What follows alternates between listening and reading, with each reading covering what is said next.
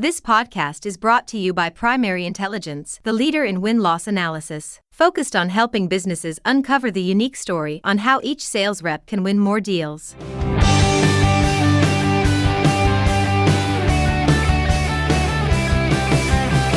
Hey everyone, and thanks for joining me on another rousing edition of Sales Intelligence Weekly, brought to you by Primary Intelligence.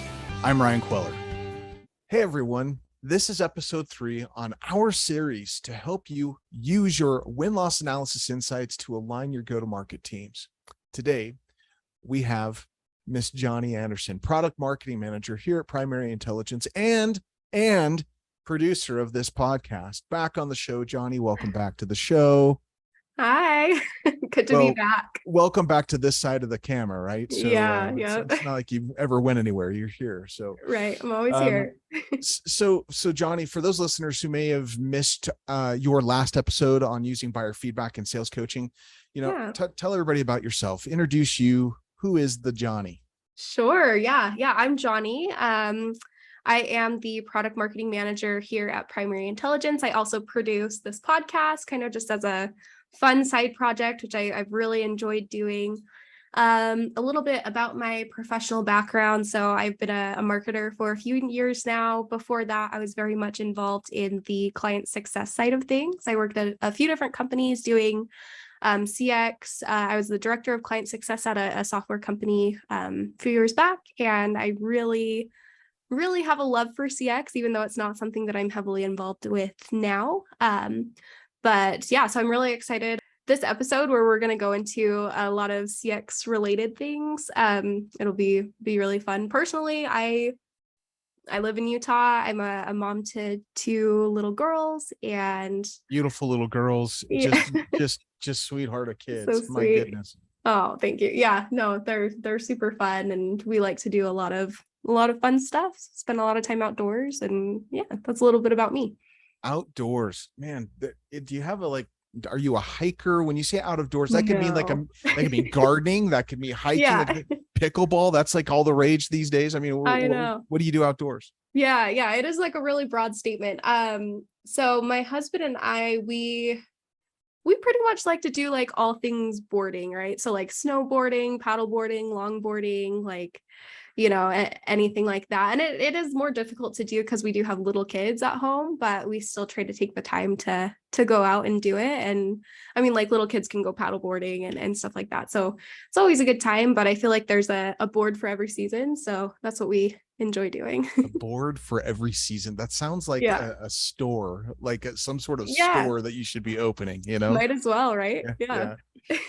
All right. So let's get into our conversation. So as Johnny said, we're going to be focusing today's episode on how you can better leverage insights from win-loss analysis to create improved customer experiences, okay, for your buyers. So usually when people think of win-loss analysis, they mostly think of it in terms of the go-to-market strategy, sales enablement, things like that. Yeah. But the customer journey reaches beyond that, right? I mean, so Johnny, help me understand a little bit more, dial that in for us. Let's start this conversation. Yeah. So, I mean, you're absolutely right? When people run win-loss analysis, they're usually doing it in a way that helps them understand why they're winning and losing, right? Win-loss, right? And they're trying to get those insights that they really impact those go-to-market teams, right? Specifically sales, marketing, and product. But win-loss insights, they can really be applied to the entire customer journey from start to finish. And, we talked about this a little bit on our last episode together, but your customers are always your buyers, right? At some point, they might lose you, and you want to win their business continually, right?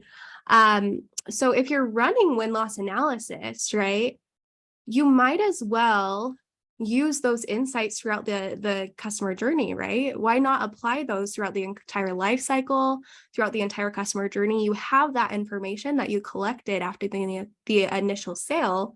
So why not carry those insights throughout the entire customer journey? And I think that, you can do this overall through the trends that you're seeing in the data, but I think you can also do this on an individual account level too.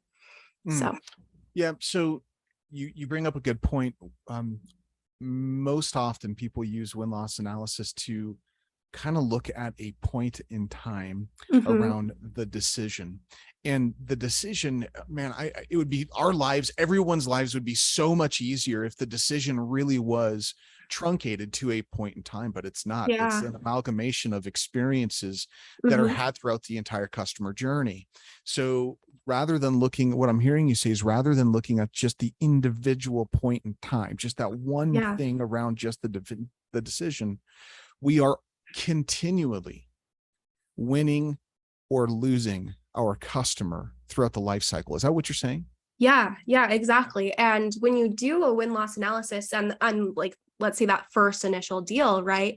That's creating kind of a foundation or a baseline of insights for that particular buyer. And you can really carry those through implementation, through the onboarding experience, through CX, through renewal, and all the way through, like advocacy, right?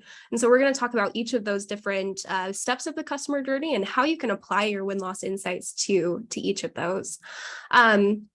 Before we kind of dive into it, though, I do want to preface this with saying you're going to be able to get more insights when you're able to analyze more and more deals, right? So when you're analyzing those wins, losses, and no decisions that we've talked about in other episodes, right? The more buyer feedback you collect, the stronger your insights and trends are going to become, right? And the more confidence you're going to be able to have when you're applying those insights throughout your entire customer journey. So I think that volume is something that's really important. So keep that in mind as we're kind of talking through this episode. And the other thing I'll say is speed, right? And what I mean by this is you should be trying to get that buyer feedback immediately after the deal is closed.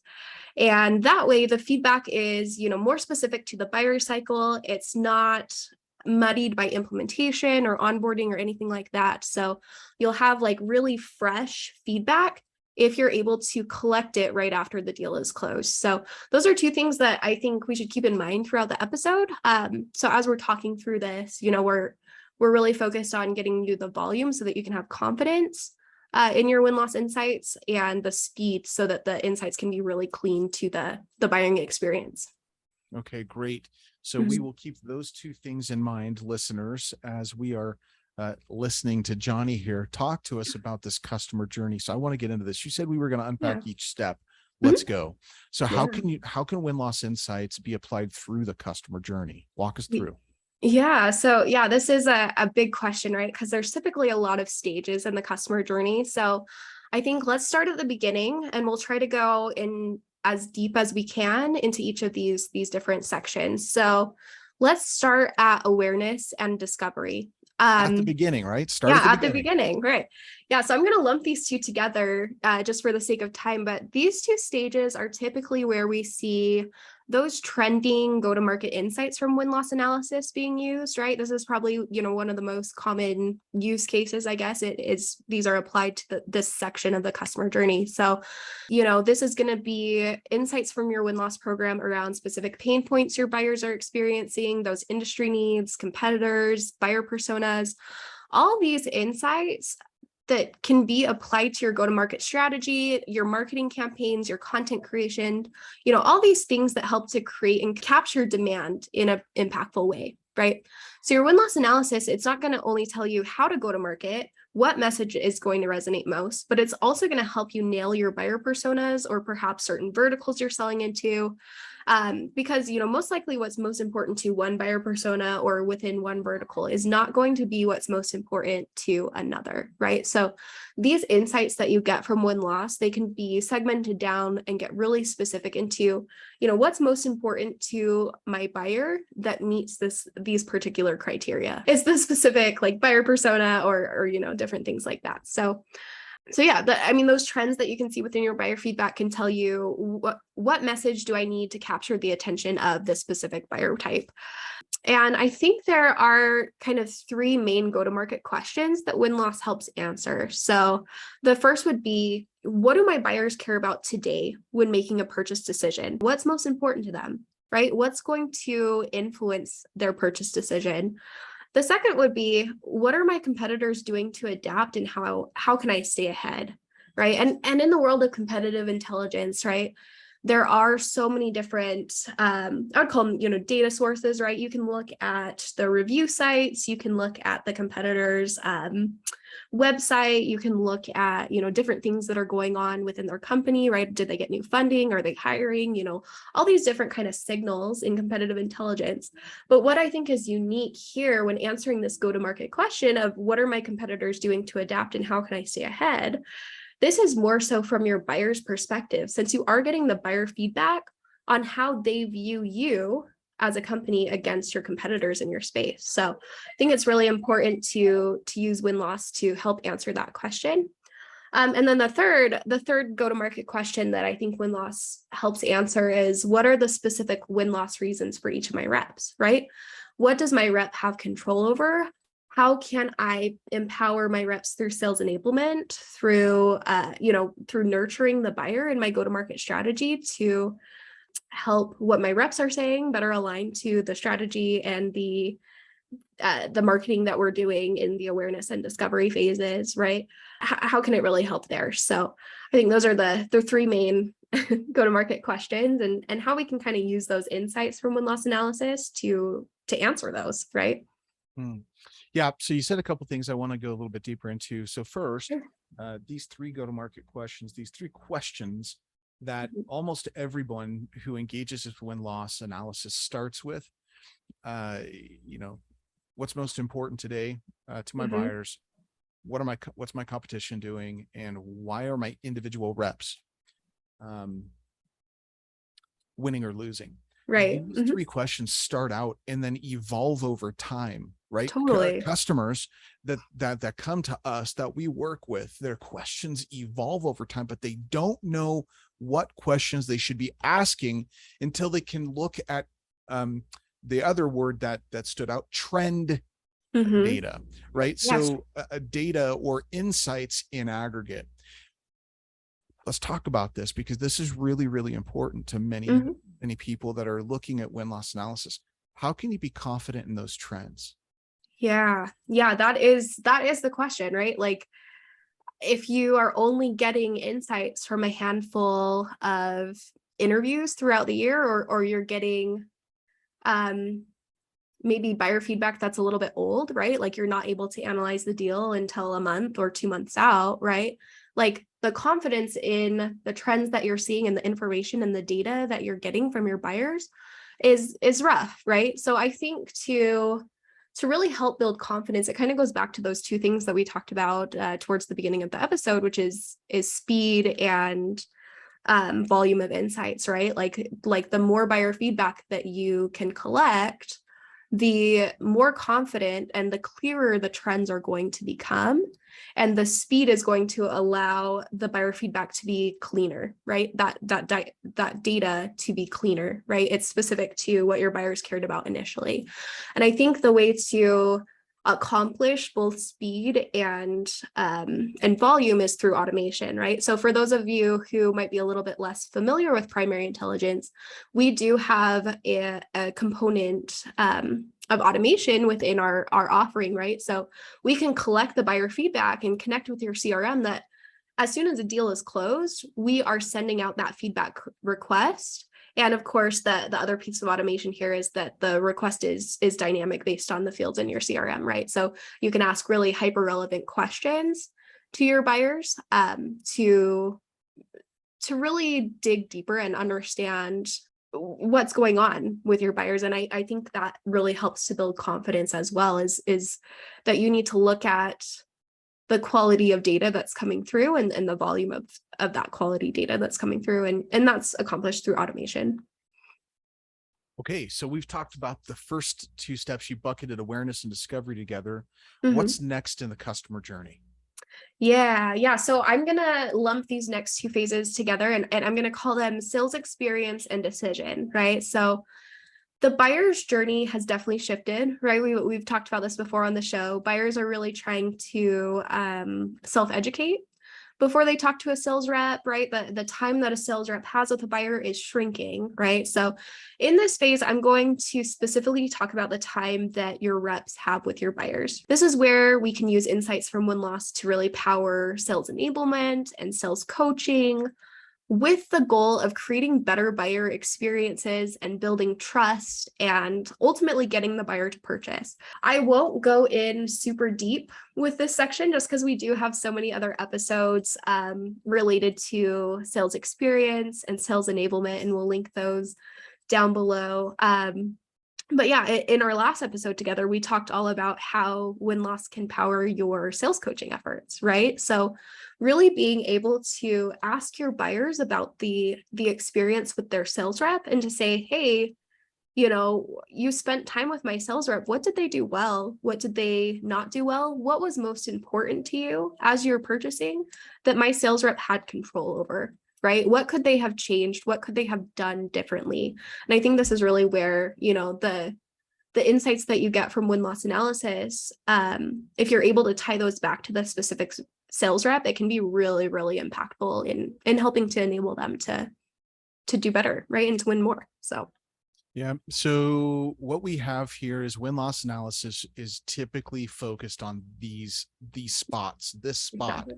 in the customer experience, sales experience, and as you said, decision. Yeah. So we have other episodes that can help support this. You're going to link those. Okay, great.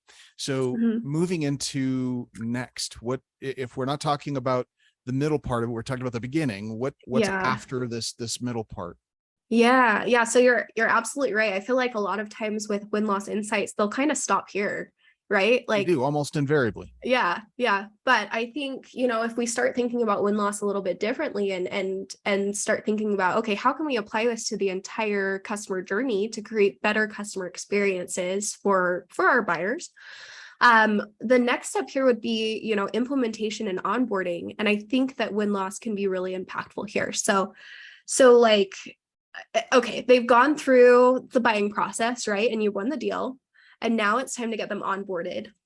If you're able to close the deal in your CRM and then automatically get that fresh buyer feedback from your buyer as they head into implementation, I think this can be really game changing for your CX team, right? In our platform TruVoice, right? When a deal is close won, we'll mark that deal based on the buyer feedback as a weak win or a strong win. And this is not according to deal size. It's not according to product or anything like that. It's based on the actual buyer feedback that we've received from your buyer. It's your buyer saying, you know, was this a weak win for you or was it a strong win for you? So let's say you close the deal in your CRM. It's a large deal size. The new logo is really exciting. So you close that deal and the feedback request is submitted and completed. In our platform TruVoice, that feedback's automatically analyzed into really, you know, digestible reports and dashboards. So you go in, you look at the quantitative and qualitative insights from that deal, and, you know, yikes, you see that it was actually a weak win. So what does this mean? It means that, yes, your buyer chose your solution, right? But maybe they had some reservations, right?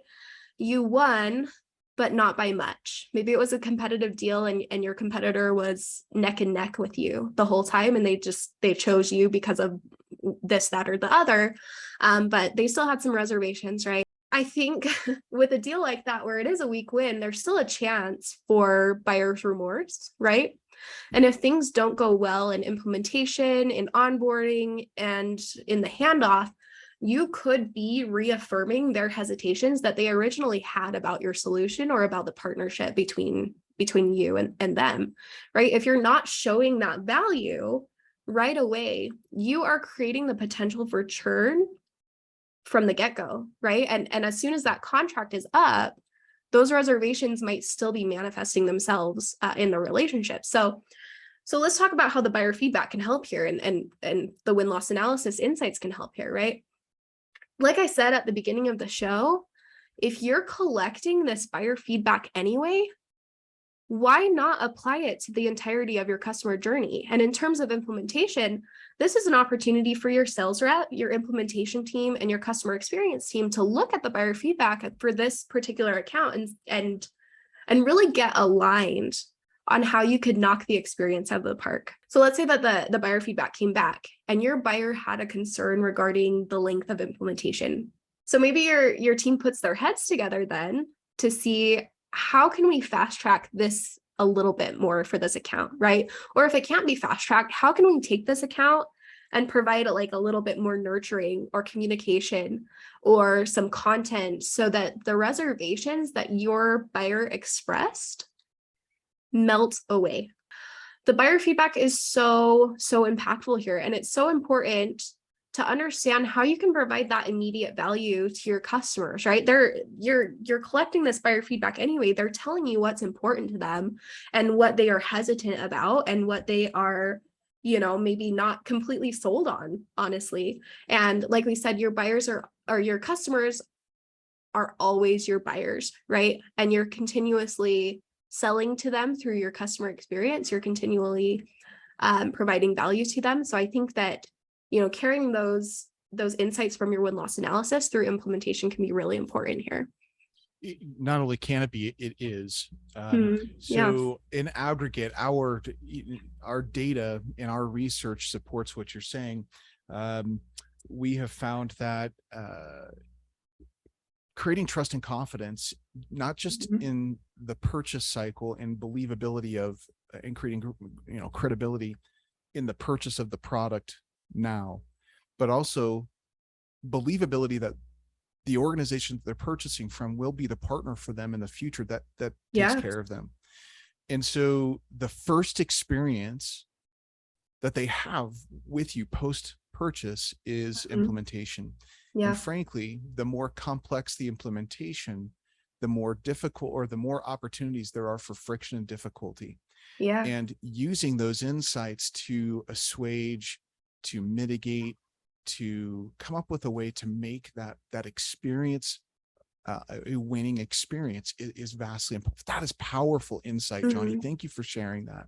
So we've talked now about the beginning, kind of the middle through the decision, and then into implementation, which is danger, right? Implementation can be a dangerous place, and we can use our insights to help there. After implementation, we then have probably the longest stretch. This is like the marathon part of the relationship with the customer. Let's unpack this and really go deep here, because this is a place that is ignored by most organizations, specifically around win-loss. Yeah, for sure. I think it'd be safe to say that a lot of times win-loss insights just don't get here, right? Like they don't get carried out through this customer experience piece of the customer journey, right? And hopefully this is the longest part of your customer journey, right? Hopefully you have. Hopefully it is. If it's not, you've done something wrong in implementation. Yeah, exactly. Yeah. But I mean, just like implementation, you can carry those insights from your buyer feedback that you got from that initial win through to your customer experience. And it's going to give you kind of a baseline, right, for starting that relationship off on the right foot, because, your CSM or whoever is really owning that relationship at the time, you're going to want to start that off on the right foot, right? So your buyer feedback is going to tell you what's most important to your buyers, right? It's going to tell you what outcomes they're trying to achieve with your solution. What reservations do they have regarding your solution, right? This is really a powerful data set that's specific to the account that creates, again, a great foundation for great service. How would it impact a buyer's customer experience if you could go into that relationship knowing what the buyer was hoping to achieve, right? Imagine a world.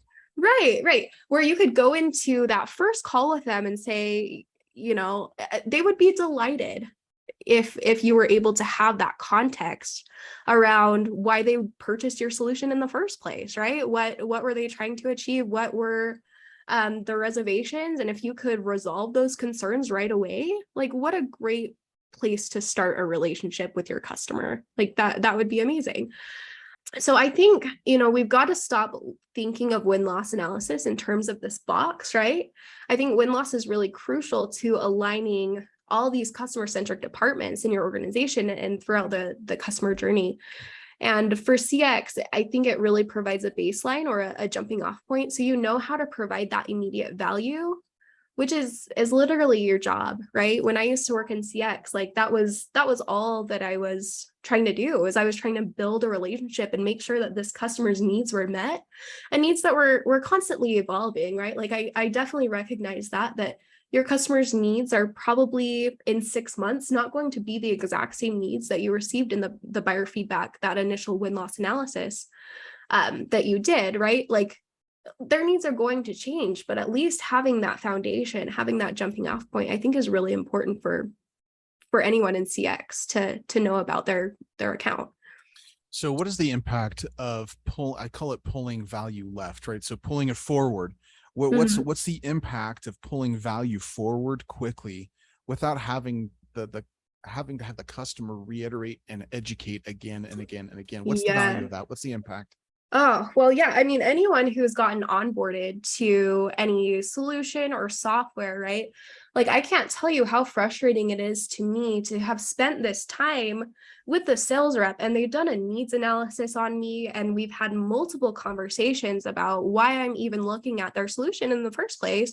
And then I get into onboarding and we have like this call that's all about everything that I already went over with the sales rep, right?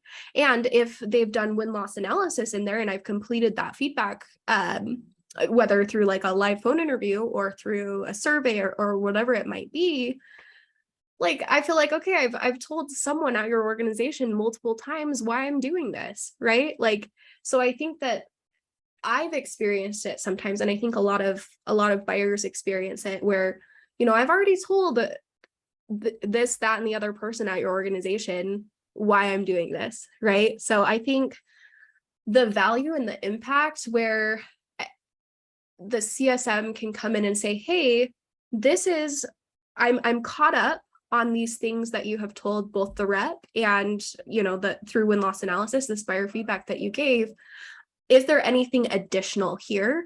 Is there anything that needs to be changed? Having that baseline, like if someone were to come in to a relationship with me as the customer and to say, hey, I understand everything based on everything you've told us, but this is a new relationship, obviously, like how can we build upon this to make sure that your needs are met? I think that would be so valuable. And so that's one way that CSMs can essentially use those insights. Okay, so to your point, starting off right on the right foot matters a ton. It brings value, it creates an uplift, and even if you're not producing the result, the result for the reason that they purchased you, you're bringing value to the relationship, which makes you more sticky. Yeah. So let's continue this conversation around this idea of stickiness, and constantly you are either winning your customer or you are getting ready to churn them. Yeah. One of the two. It's nothing between. You're either winning them again or you're churning them. End of story. .com, .org, .net, the story. We also provide primary intelligence looks at customer experience and churn slightly differently. We provide these services as well. Let's talk to our customers a little bit about this idea of customer experience and win-loss, how and churn analysis and how they all meld together. Yeah. So yeah, for sure. So I'll give like just a brief kind of overview of customer experience or churn analysis, right? And it goes hand in hand with win-loss, right? But the timing of when we collect the feedback and the questions that we ask within customer experience analysis are different, right? So essentially, the purpose of customer experience analysis is to find out which accounts are at risk, right? And identify the areas that are going to help build customer loyalty, right? So like win-loss, we're trying to get the buyer's perspective on how the relationship is going thus far. And we do this either through a live phone interview or our dynamic online interview, right? And this goes beyond some arbitrary like NPS number. Like win-loss analysis, it's getting to the root of why your customers are or are not seeing value in the solution, right? So really great for predicting churn and again, identifying those at-risk accounts early. So your CSMs not only know which accounts to focus on and which accounts to give like a little bit more nurturing and love, but what CX plays can be put in place to save this account, right? So as a CSM, if I get that feedback that the relationship is not going well, that's an opportunity for me to get with my CX leader and say, hey, what's the play here? And how can we save this account together? How can we create really sticky customers? So we actually did a webinar earlier this year with Penny Queller from Impellum, and My cousin from another mother. And I yeah, love me some Penny. She's one of the best humans on earth. Major she's shout out to awesome. Penny. Yeah, for sure. Well, and she, in that webinar, she talked about the mission of her department. And I think it really perfectly sums up why customer experience analysis is really so important, right? And it was something along the lines of, we want to make it so that our customers never have an excuse to leave us. And I think this is so perfect, because as a customer experience team, that's what you want to do, right? And I'll drop a link to the webinar in the show notes. But yeah, that's really what customer experience analysis is trying to do. Is it's trying to help you make sure that your customers never have an excuse to leave you. So I want to layer in, I love this approach, and this is vastly important. And I want to layer in some color around primary intelligence. Mhm. We do our own research with our own customers around this idea. And let me give you an example. We've created a buyer journey, or what we're calling the buyer change model, over time. And it works like this. These are the questions that they ask themselves from the very beginning, early on in those early stages, through what you just talked about. Yeah. They always come to us with, look, are we winning enough deals? We're not quite getting there. We're not quite hitting our number, or some, variance of that question. Right. And then they ask themselves the question, can we afford to change? Can we afford to not do something different, or not employ win-loss? Then they start asking themselves, who has the expertise and technology to deliver this at scale, especially if they're an enterprise customer. Then they're doing the comparison in their bake off, when they're looking at the various vendors out there. Does the offering meet our unique needs at a competitive price? Then they start very quickly getting into that implementation. How quickly can we get started and start getting insights? Then they ask the question, the value proposition, are we getting value from the insights? How can we better leverage the solution, is the next point. And this is the sticking point that you're talking about. Yeah. The evolution of the customer starts with, we have a problem, and then we have a vendor that's producing insights for us. Can we leverage them internally enough? And if we're failing to help them leverage those insights, we're then setting up a potential churn. Exactly. Yep. And so that's a wonderful example of where we go, and how we're looking at this from a customer experience and a renewal, constantly winning. So does it end there? Is that the kind of the last spot of the customer journey, or is there more here from your perspective? No, yeah. So I would kind of break it out into two more as well, right? So this renewal piece, right, where we are coming up to maybe the contract end date, and we're starting to have those renewal discussions. And so I think win-loss and customer experience analysis both play here, right? Because win-loss gave you that initial baseline of what your buyers care about, any reservations that they had. Like, why not carry those insights into the next, essentially, sell you have with them, right? Which would be the renewal. And I think maybe depending on the insights that you get from win-loss analysis, you could even use those as like a benchmark of, how have we helped you achieve the outcomes that you were looking for, right? And that if you have helped them achieve the outcomes through great customer experience, I mean, the renewal would then be a no-brainer, right? They don't have an excuse to leave you, right? So, so all that context around how your buyer views your current relationship and the perceived value of your solution, when you leverage this, you get the context around how you should approach the renewal. What's most important? What's going well? Is there an opportunity to increase the contract value, right? Is there an opportunity for upsell or add-on?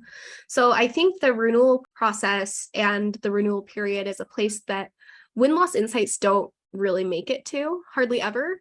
But I think that they're a great baseline to reference back to say, okay, how far has this relationship come, right? How have your needs changed? What were those initial needs that we were trying to solve for? Have we been able to solve for them? So I definitely think the renewal piece here is really important. And when you can leverage those win-loss insights and the insights that you get from customer experience analysis as well, really creates a strong foundation for renewal. And I think, kind of knowing the outcomes that they were originally trying to achieve, if you've helped them achieve those, that kind of helps you to better predict, like, is this account more likely to renew as well, which I know is always a struggle. Like it's always so frustrating when you, as a CSM, right? You've built this relationship over time, you put so much work into this account and then they churn, right? That's always frustrating as well. So I think that having that initial benchmark from win-loss can also kind of help you to predict which accounts are most likely to churn as well. So and if you're using win-loss, prevent the churn. If you're using customer experience, you're identifying issues as they're in their infancy, rather than letting them grow into monsters, that the churn monster. We're addressing those issues early on. So that's wonderful. So we've talked about the beginning, middle, and end, meaning renewal.